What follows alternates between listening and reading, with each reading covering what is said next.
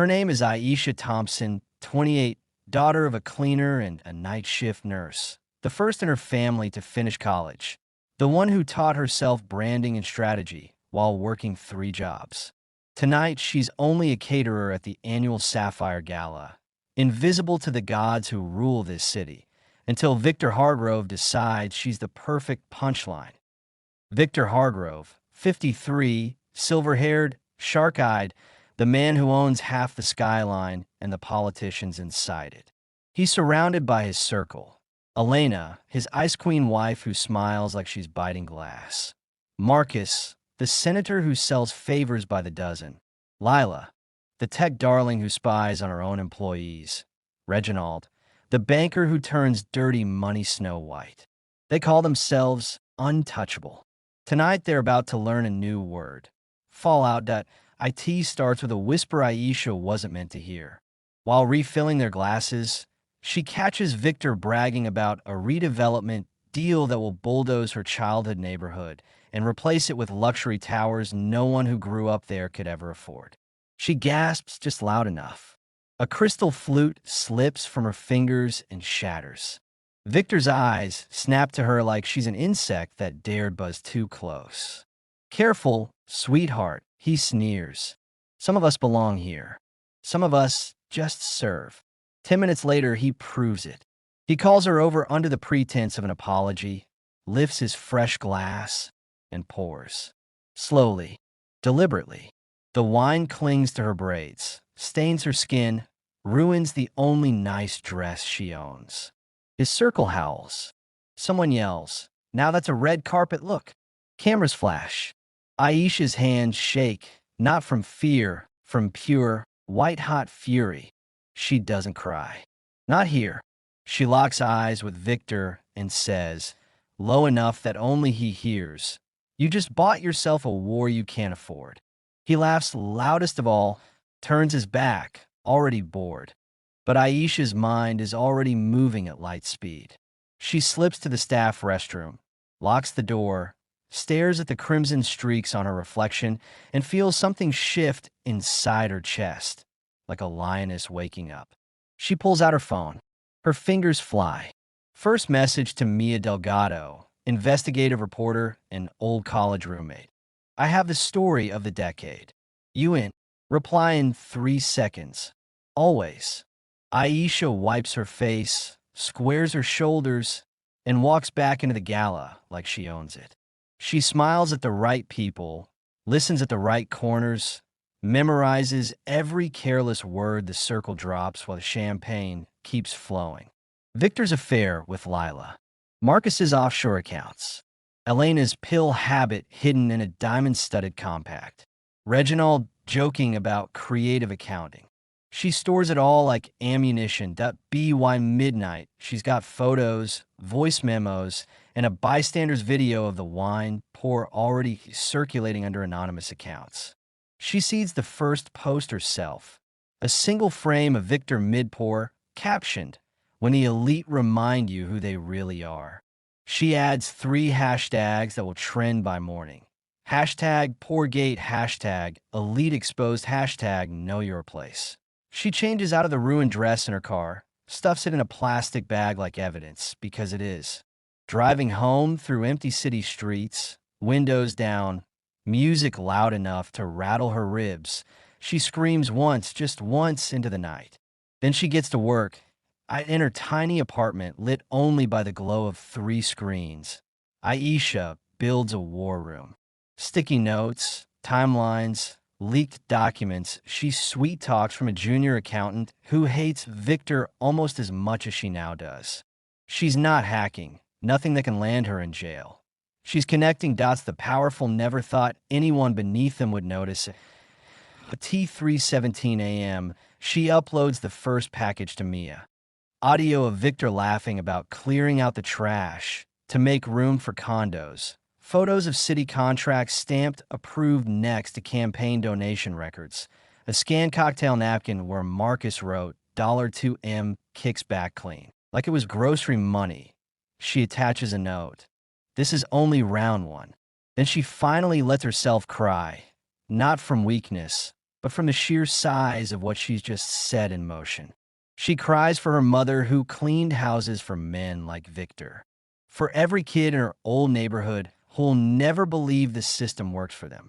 For the girl she was an hour ago who thought success meant learning to swallow disrespect with a smile. When the tears dry, her eyes are clear, sharp, unbreakable. She opens a new document and types a single line she'll live by from this night forward. They drew first blood. I finish wars. By sunrise, the city wakes up to breaking news alerts. By noon, Victor Hardgrove is trending worldwide. By evening, his phone won't stop ringing with people who swore they'd die for him, now pretending they barely knew him. Aisha watches the first crack appear in their perfect circle and smiles the smallest, fiercest smile you've ever seen. This is only the beginning. The morning after the pour, Victor Hardgrove wakes to a nightmare on every screen. The video of him drenching Aisha has 50 million views and counting. Twitter is a war zone. TikTok stitches it with captions like "Billionaire pours wine on server because she dropped a glass, 2024 mood." The comments are brutal, beautiful, unstoppable. Someone slowed down the footage so you can see the exact second his smirked eyes when he realizes the camera caught everything. Victor's phone explodes. Sponsors drop him before coffee. The board demands an emergency meeting. His PR team scrambles, but the statement they release, an unfortunate spill during spirited celebration, gets ratioed into oblivion. Elena locks herself in the penthouse spa and downs 3 pills before noon. Marcus the senator cancels every public appearance. Lila's stock opens 23% down. Reginald starts shredding documents so fast his assistant has to bring him a bigger shredder. Aisha watches it all from her kitchen table in yesterday's sweatpants, hair wrapped in a satin scarf, eating cereal straight from the box. Her phone buzzes with notifications. Strangers sending her money, job offers, marriage proposals, death threats. She mutes everything except one thread. Mia Delgado. Round 2 drops in 4 hours. You ready to burn Rome? She is at 8:02 p.m. sharp. The second bomb detonates. A 30-page expose lands on every major outlet at once. The Sapphire Circle. How 5 friends stole a city. Names, dates, dollar amounts, screenshots of texts where Victor calls entire neighborhoods future parking lots. Audio of Marcus laughing about bribes disguised as charity galas. Bank transfers from Reginald's offshore accounts timed perfectly with city council votes. The smoking gun is a video Marcus never knew existed. Him on a yacht bragging that the darker the district, the easier the eminent domain. The internet loses its mind. Hashtag Poorgate morphs in a hashtag Sapphire Circle. Then simply hashtag burn it down. Protesters swarm the steps of City Hall by sunset. Someone projects the wine-pouring clip on the side of Victor's headquarters in 100-foot glory. Every news channel loops it on repeat. Victor tries to run. Private jet fueled at Teterboro. The pilot refuses to file a flight plan once the manifest leaks. He holes up in his mansion, screaming at lawyers who keep saying the same thing. Too many sources. Victor. It's airtight. Elena files for divorce at 8:17 p.m., attaching the expose as Exhibit A and requesting sole custody of the dogs. She leaks the affair, texts herself on her way out the door. Petty, glorious. Final. Lila's board fires her in a midnight Zoom. She tries to spin it as woke cancellation on a podcast. The host hangs up on her live. Reginald turns state's evidence by breakfast, singing like a broken music box to shave years off his sentence. And Aisha? She finally showers, puts on the red dress she bought for her graduation but never wore because rent was due, and walks into the news studio Mia booked for her. No lawyer, no script, just fire. The anchor asks the question everyone wants answered. Why you? Why now? Aisha looks straight into the camera. Calm as Sunday morning, lethal as Monday. because he thought staining my dress was the worst thing that could happen to me that night. He forgot some stains don't come out, and some women don't either. The clip breaks the internet a second time. Within hours, GoFundMe pages in her name raise 7 figures for community land trusts in the exact neighborhoods Victor wanted to erase. Scholarships, legal funds, small business grants. She redirects every dime. Victor makes one last pathetic play. He finds her new office, donated space in a community center, and barges in, red-faced, sweating, a caricature of the man who poured the wine.